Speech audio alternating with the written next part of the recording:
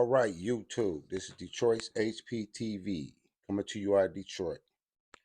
Over the last couple of days, there's been a lot of information circulating on the migrant crisis and how it's going to affect our communities. Today, I want to show you a video I got from a supporter in Chicago. And the video is shocking. The video is going to show you how the migrants are getting to this country, who's helping the migrants get to this country, what type of support they're getting. It's going to tell you about the cartels, the government, and the shocking truth about what this thing is really about. And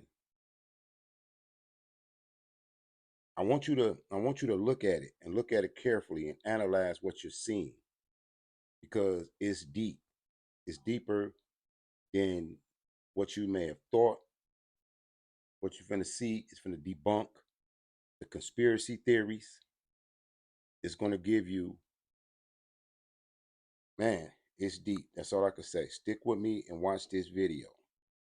Before I start, I want to say it's under the 1976 Copyright Act for fair usage, commentary, and educational purposes. Pay attention closely to what you're about to see.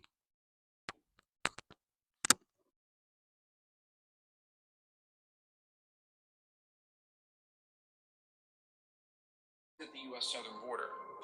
So, we decided to follow the trail ourselves. Along the way, we discovered secret Chinese staging hotels, crossed through the world's deadliest jungle, embedded with an illegal alien caravan, rode the Mexican train of death, and finally, were kidnapped by the Gulf Cartel, just hundreds of feet from the United States border. This video will expose the entire illegal alien pipeline for what it is: a United Nations weaponized migration agenda, masquerading as an organic humanitarian crisis. This agenda directly benefits cartels and human smugglers, exposes the United States to incredible geopolitical threats, and could potentially usher in permanent one-party rule.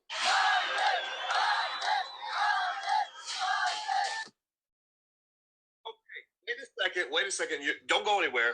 I'm going to tell you something that's going to blow your mind. No, you're not.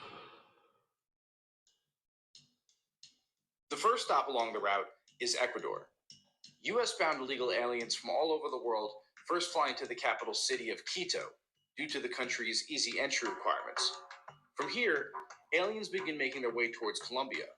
In the Ecuadorian border town of Tulcan, dozens of government and non-government organizations offer aid and instructions on how to navigate the mass migration trail.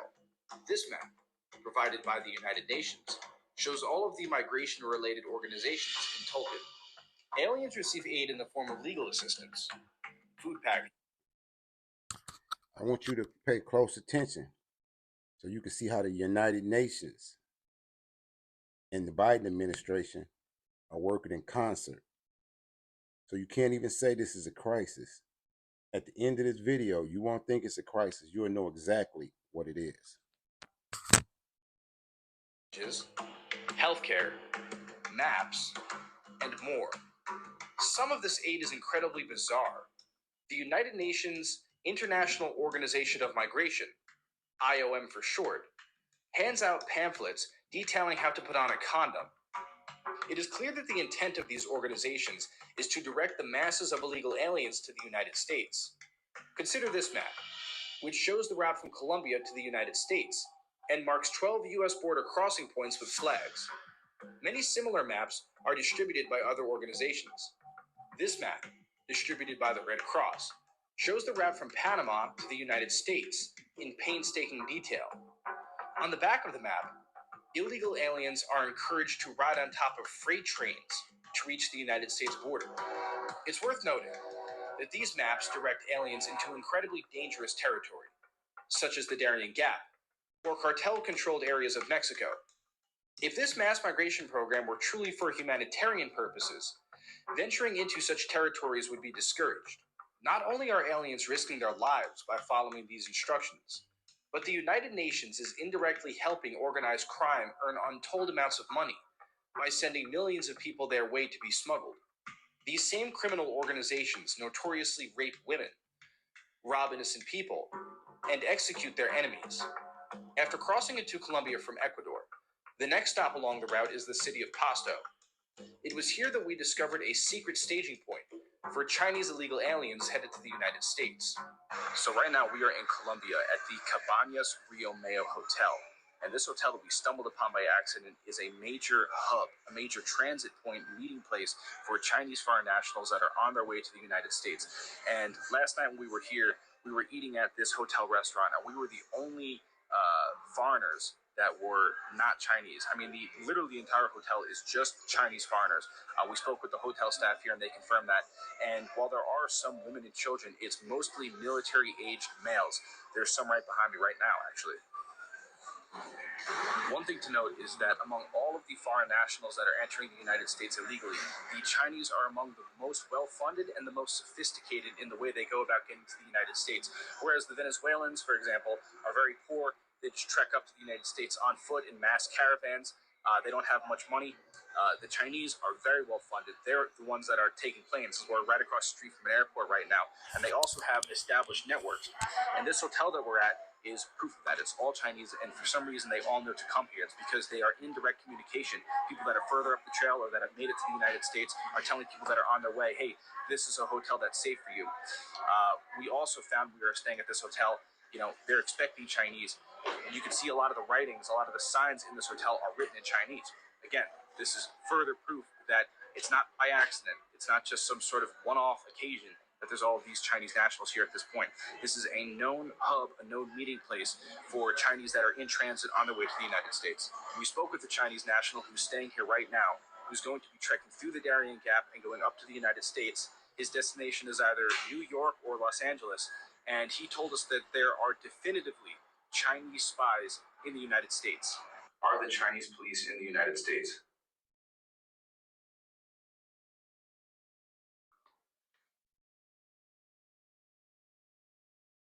Yeah. Are you worried that the Chinese police can find you in the United States?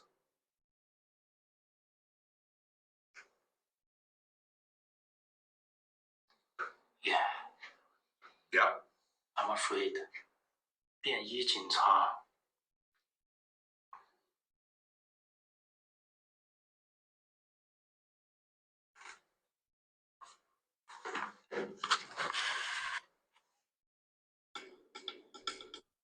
You may have noticed with my AR-15 right here that there's no serial numbers. It is worth noting that this is not the only such hotel along the route. Another Chinese hotel was located in the town of Capargana, on the outskirts of the Darien Gap.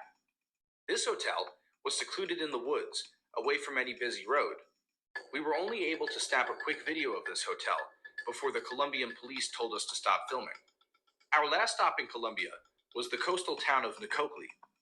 This is one of the last stops for illegal aliens before they enter the Darien Gap. All right, guys, so right now I am in Nicocli, Colombia. This is a critical staging point where illegals from all over the world converge at. They stop in Nicocli, they buy various types of equipment here. They buy camping gear, boots, knives, everything else. And there are so many illegal aliens converging on this town daily that a large portion of this town's economy has now been centered around selling these illegal aliens gear in order to cross into the jungle and survive. And even right now, there's people walking around with baskets selling gear to these people. Right here. See? Yes. La linterna. ¿Cuánto cuesta la linterna? 25. 25. ¿Y cuánto cuesta aquí? 5.000. 5,000.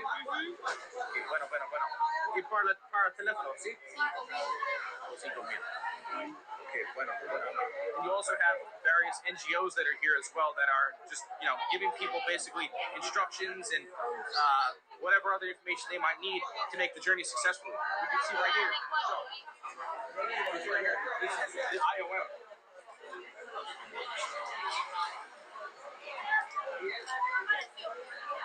That's Spanish Spanish. The OIM is what it says on his vest. That's Spanish for the IOM, the International Organization of Migration. That's the migration arm of the United Nations. You can see here that he was kind of trying to turn away. He didn't really want to be on camera. Tienes que preguntar primero antes de grabar a las personas, por favor. Sí. Repite. Ask me. Oh, permisión. So that's what's going on. He's from the OIM. That's the United Nations out here giving all sorts of aid. And then you have illegal aliens from all over the world that are about to get onto boats and go into the jungle. This is what it looks like. Hey, China? You guys from China? Yes. Hey, ¿a dónde vas? Hey, ¿A dónde vas? Estados Unidos, brother. Estados Unidos? Brother. ¿Qué país? No, ¿a dónde? Aquí, Venezuela. Venezuela. Vas a Estados Unidos. See? You from Venezuela? Venezuela? You go America? Yeah. After Nakokli, the next stop along the route is the Darien Gap, the lawless stretch of jungle connecting North and South America, where illegal aliens are frequently raped, robbed, or killed. The Darien Gap has 3 entry points: Akandi, Coppergana, and Quereto. Unlike Akandi and Coppergana, which are in Colombia, Quereto is in Panama. Illegal aliens are required to pay human smugglers for a boat ride in order to access this route.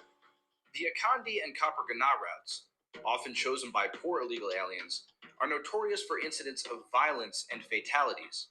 Treks through these routes can last up to 5 days and are done without much guided assistance. The Quereto route, though still dangerous, offers a shorter journey of only 2 days, with guides leading aliens through the jungle. This reduces the risk of criminal encounters, but the added safety and smuggling fee to get from Colombia into Panama by boat make the Quereto route more expensive. This route is preferred by wealthier special interest aliens, such as the Chinese. Quereto itself is a primitive village, composed of simple huts, and is a community largely disconnected from the modern world. It serves as a landing point and staging place for illegal aliens before they enter the gap.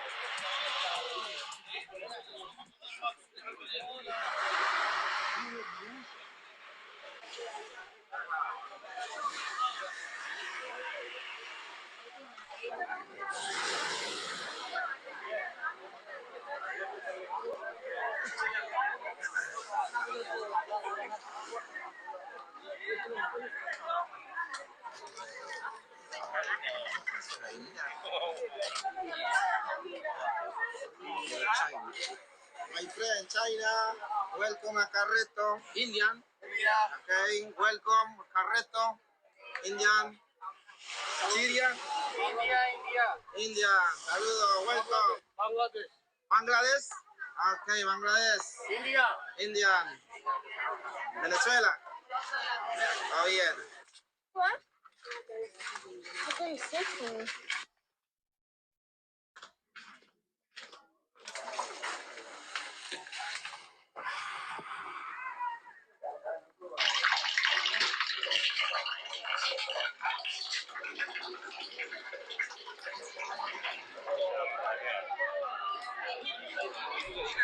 So we're about to depart right now, and we're in our group. There's about 20 to 30 people in each group.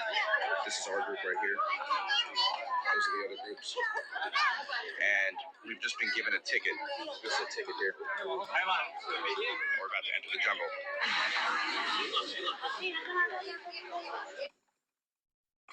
We just entered the jungle. We're starting our trek through the Darien Gap. Here we go.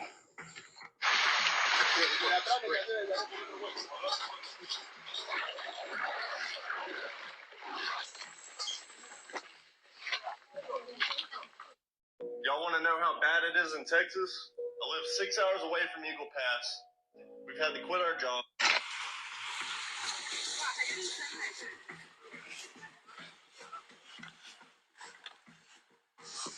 Alright, so right now I'm wringing out all my shit. There are a bunch of streams along the Darien Gap, and they're pretty unavoidable. And the reason you gotta do this is because if you keep your shit wet and you keep walking around in it, you can get trench foot and die.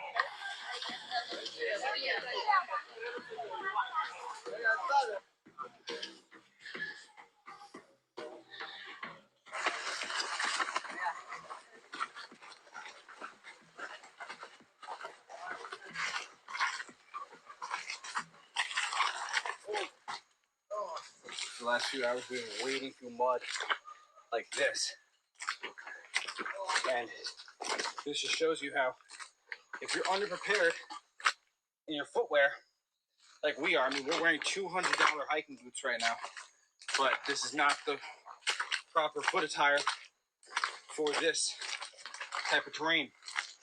And so our feet are absolutely drenched right now, totally soaked with water and mud. And this is how you get trench foot. And your feet basically just start falling apart.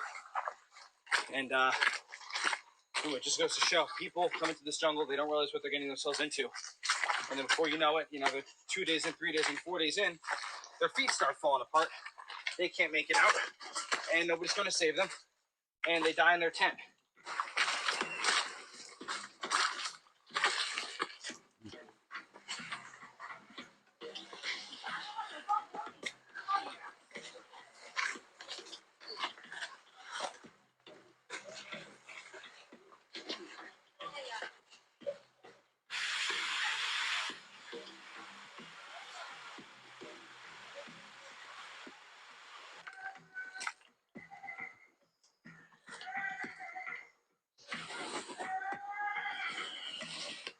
Okay, so we're like 7 hours into the hike so far, and it's very clear how people drop dead on this hike. Right now, we're even taking the easier route from Coreto. If you're taking one of the harder routes from Kandi or Copper, which is like 4 or 5 days to get through the jungle, it's so crystal clear how people are just dropping dead left and right. There's mud, there's people backed up. If you get a waterborne illness, if you hurt yourself somehow, there's actually zero way that you're going to get out of this jungle unless you can somehow pull yourself out, which is just not going to happen. And then add to that danger, people attacking you, criminals on the route. We've already seen very sketchy people walking by with, machetes. We saw a guy with a rifle, people coming up to us, asking us about our bags. Extremely dangerous. Children walking by crying, like right here. This is the Trail of Tears. And so, again, we're only 7 hours in. People are still fresh. Imagine if you're 17 hours in or 27 hours in, people just start dropping.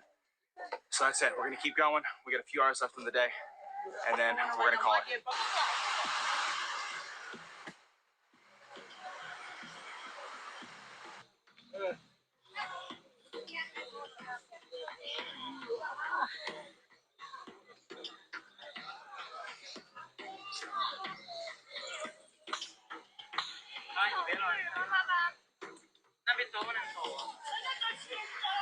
We're inside the Darien Gap. This is day number 2. We're just filtering out some water here. Last night was absolutely disgusting. We stayed in a jungle slum, which was just trash and shit and piss. The most disgusting place you can imagine.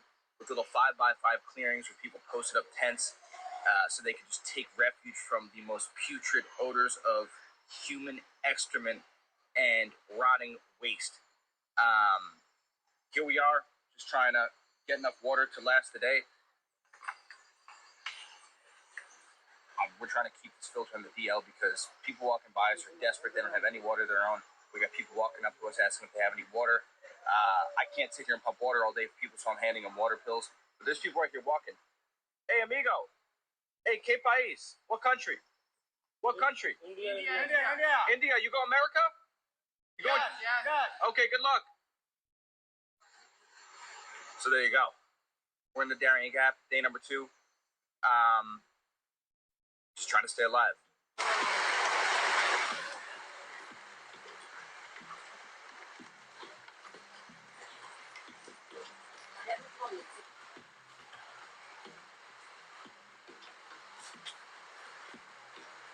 Why do you like Joe Biden? Biden is a nice guy. You see, he opened the border for all the countries. Yeah. So then you like him because he opened the border. Did you hear that? If you've been following this story so far, you see how the United Nations lined them up, gave them the maps, gave them the money for supplies, and told them who was their sponsor, who they should vote for, who's going to be their president. Poor country around America, so they're just coming to use it for the job. Okay.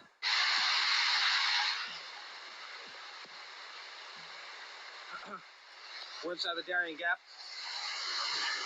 It's day 2. We're about 6 or 7 hours in on the day. Right now it's pouring rain. We've been filming, and the guides here, the Embera Indian guides, do not like that I have my camera out. We're getting some really unfriendly looks from them. We just started getting them now. They've been a little bit suspicious of us all day, but now they saw me take out my camera, and I don't think they like it very much. So we're just going to have to hope for the best. They were telling me that, hey. Lung problems? Try adding this to a glass of water before bed.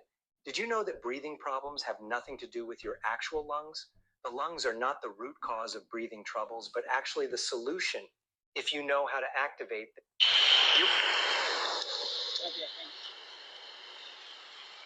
That's one of the guides right there, actually.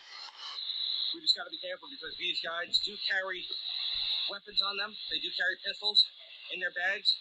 And if they want to do something, if they want to rob me or take my camera or do something worse, they could do it with no consequences. So this is where we're at, the Darien Gap jungle, the lawless stretch of land connecting North and South America. And it's probably about 3 hours until we reach the next camp.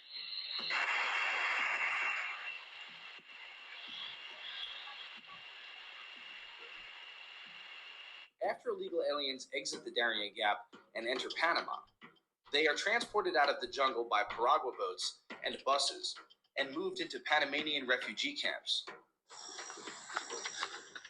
Amigos, what country? No. What country? No. Why? What country? No. You from Syria? No. Syria. What country you guys from? Hey, why is it? If you notice, those are Arabs. How did Arabs and Syrians get in South America? And all of them are military age and well-fit Aryans.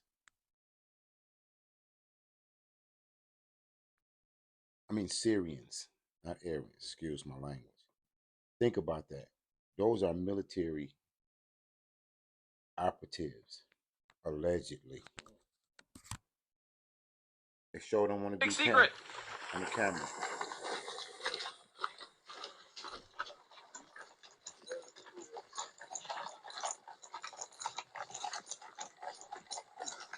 Out of the bus. What's the problem? No. Why not? No. Whoa, what's the problem? You guys from Syria? You guys okay?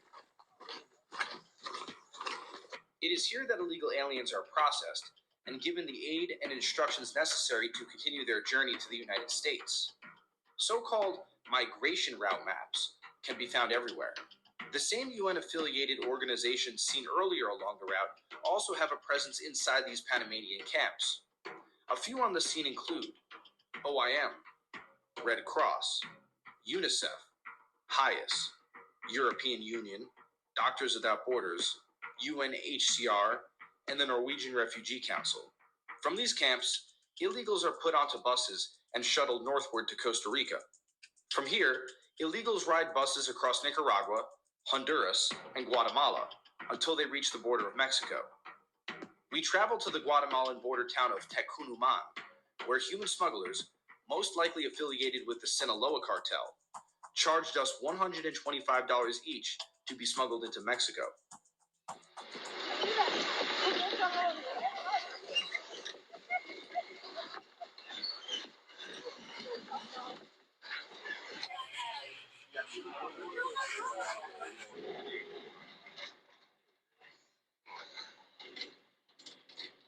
After crossing into Mexico, we embedded with a massive illegal alien caravan and headed towards Mexico City.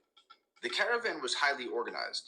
Leaders in the front carried a large banner and a crucifix that read, "Contención es mi muerte," containment is my death, a propaganda message implying that not allowing open borders will result in their deaths. The group responsible for organizing this caravan and many others like it, is Pueblos Sin Fronteras, People Without Borders. The group has released anti-American statements, such as one on November 26, 2018, which said that the United States systematically deprives asylum seekers of their liberty, separates families, and often deports people to their death. Ironically, one of the leaders of Pueblos Sin Fronteras is Ireneo Mujica, a United States citizen.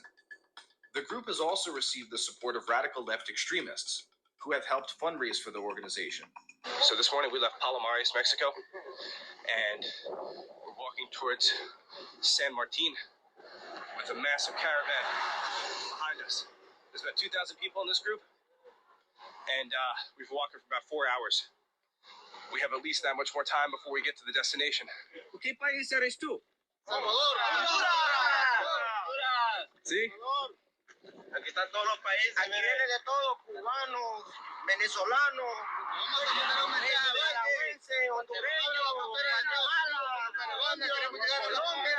Ahora la frontera Biden y le vamos a apoyar a Cuba. Vamos a apoyar a Biden. ¿Por qué todos le gusta el presidente Biden? ¿Por qué? Biden es un presidente que ayuda mucho a los inmigrantes. Es un futuro mejor, Biden.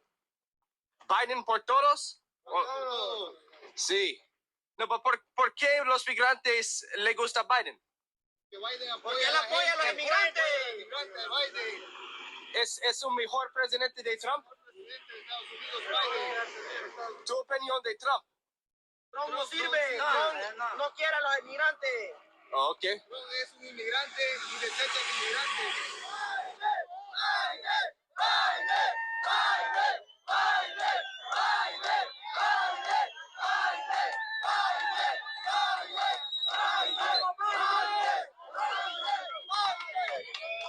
What would life be like without paying utility bills?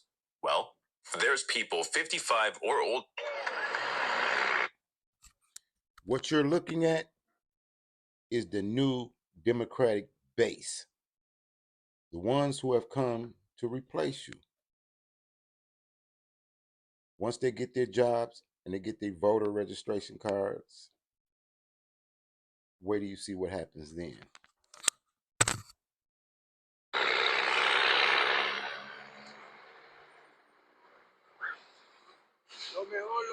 Lo mejor que hay aquí en Ciudad de México.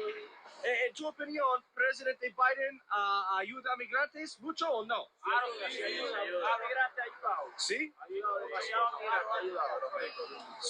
En tu opinión de Biden es bueno o no bueno? Bueno. Los migrantes de Venezuela y otros países, ¿te gusta el presidente Biden o no? Sí, vaya, claro. Vuelvo a ganar las elecciones otra vez de nuevo. Sí. Sí, pero hay más gente todavía. Ok, en tu opinión del presidente Trump. No. No quiere a los migrantes, no nos quiere. No te gusta Trump. No quiere a los migrantes. No. Ok. Y la elección en 2024 es posible Biden y Trump. ¿Sí? Van a ser los cotizantes son ellos, pero Biden va para adelante otra vez. Tiene que ganarla porque ha ayudado mucho y Dios tiene que bendecirlo. Ajá. So todos los migrantes, ¿cómo se dice? ¿Cómo todos los migrantes apoyen presidente Biden en la elección? Sí. After Mexico City, we traveled to Irapuato. It is here that the NGO Amigos del Tren distributes train route maps and aids illegal aliens in riding the train of death, also known as the Beast Train. At around 1 a.m., conductors intentionally stop the train about 1 mile from the NGO, and cartel members assist in the boarding process. Okay, so we're sitting right now at the side of the train tracks. A couple more hours, we're going to the train. And I am coming down with something nasty. I've been feeling pretty sick for the last 24, 48 hours-ish, and now it's just starting to hit me like a ton of bricks, but we're going to push through. All around us, we have illegal aliens who are going to get on the train with us. Hey, ¿qué país, amigo? Guatemala. ¿Sí? Y Guatemala. Colombia. See, there's more people showing up here.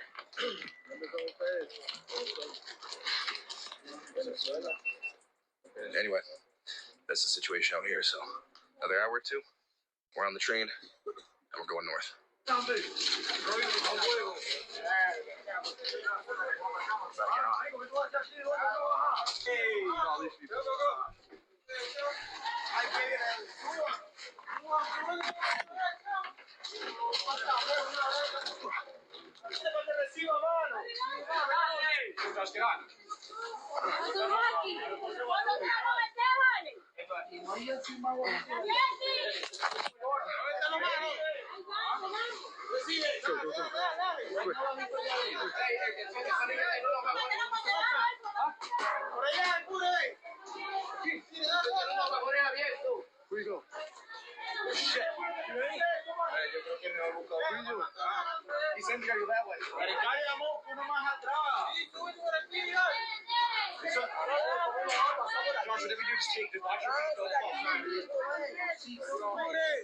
La bolsa que se cayó, apure. Pero vamos un poco más para atrás. Sí, no, aquí. Cuida a la familia, madre.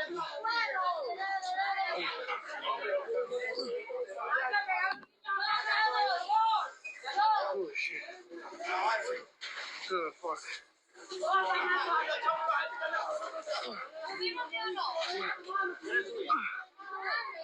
So get on, brother. You got this.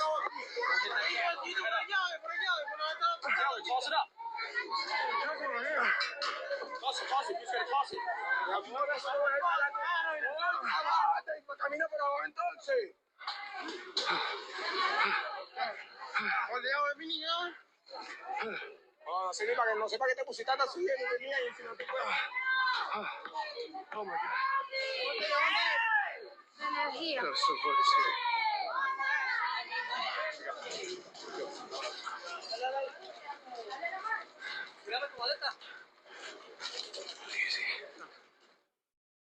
Sleepy Joe must go. Now that I've got your attention, we're giving away free.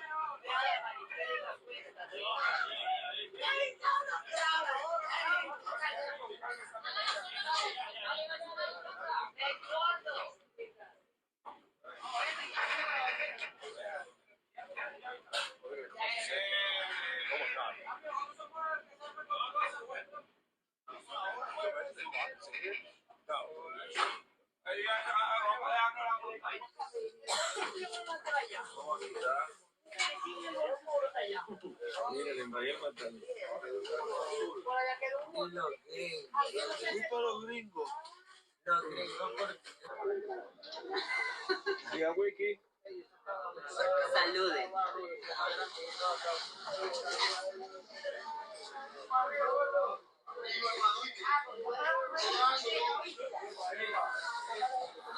Migrantes prefiere presidente Biden o presidente Trump? Biden. Trump no lo creo en ningún lado. Sí.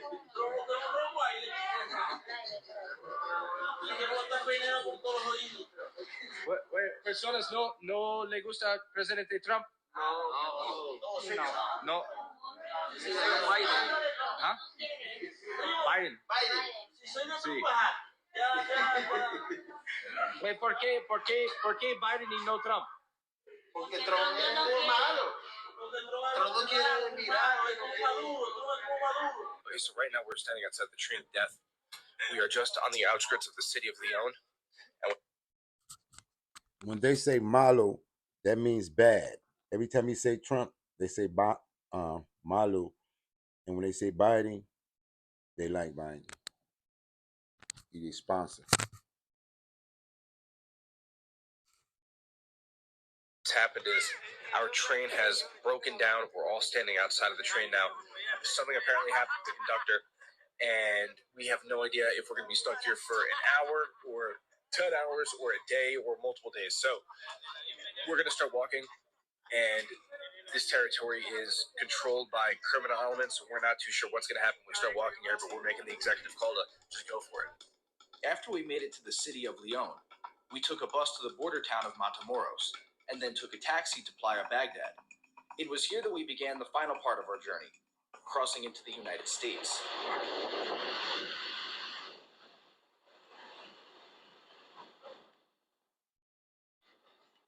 Okay, so right now we are at Playa Baghdad. This is south of Boca del Rio Bravo, which is going to be the place from which we attempt to cross into the United States. You can see the weather today is absolutely nasty. It's been storming and raining out, so we just got to hope that we don't run into some sort of rip current or lose our bags in the process here. We're going to be walking a few miles, maybe more, down this beach in order to get there, and hopefully we don't get picked up by human smugglers along the way.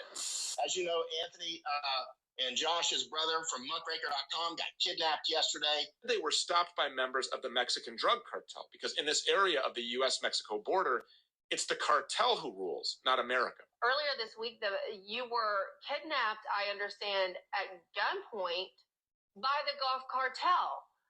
You and I believe your brother, correct, were allegedly bounded, blindfolded, and forced to sit on your knees. This all happened by the Rio Grande.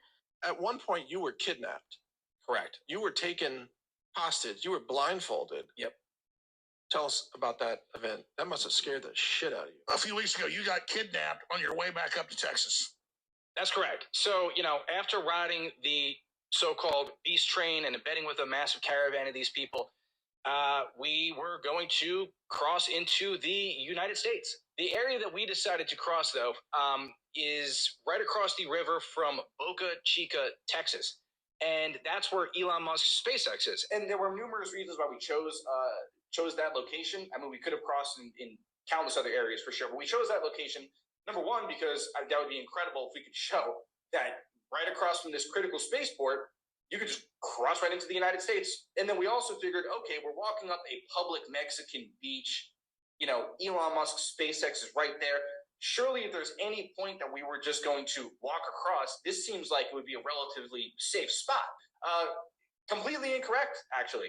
So we start walking up this beach. It's called Playa Baghdad. That's basically the last road that you can stop at before you have to just walk up coastline all the way up to the Rio Grande, where that spits out to the Gulf of Mexico.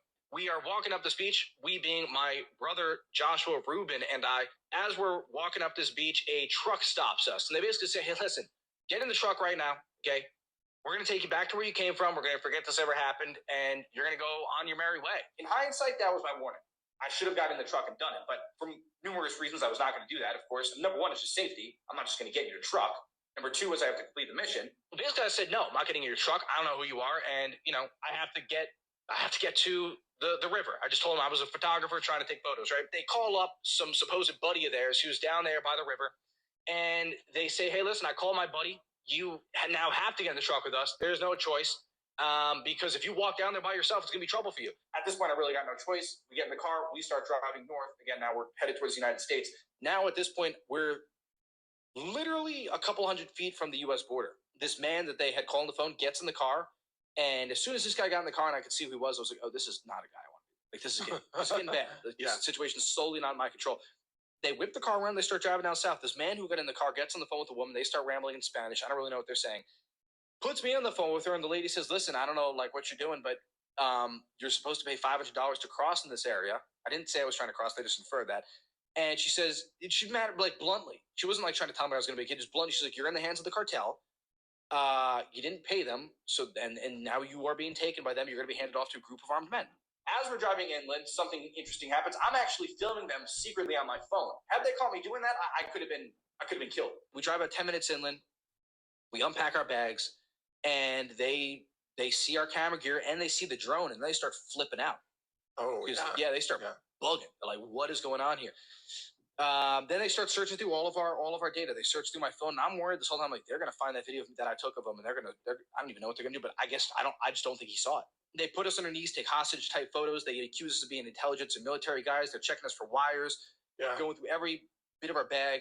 Another truck now has pulled up with 4 more armed men. So they took my brother. They got him pinned up against the truck.